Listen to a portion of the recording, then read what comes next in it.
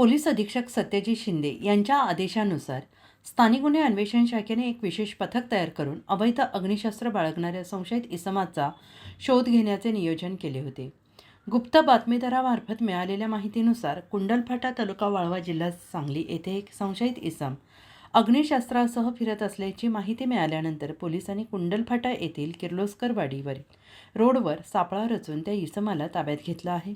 पोलिसांनी त्याच्याजवळ विचारपूस केली असता त्याने आपलं नाव कुमार जनार्दन खेडी, वय वर्ष 31, राहणार ताकरळी, तालुका वाळवा असं सांगितलं आणि त्याच्याकडे बेकायदेशीररित्या बाळगलेले देशी बनावटीचे पिस्तूल आणि जिवंत काडतूस मिळाले. पोलीस तपासात उघड झाले की सदर आरोपीने बाळगलेले अग्निशस्त्र विवादास कारणीभूत ठरू शकणार असल्याने त्याच्यावर भारतीय शस्त्र अधिनियम अंतर्गत गुन्हा दाखल करण्यात आला आहे.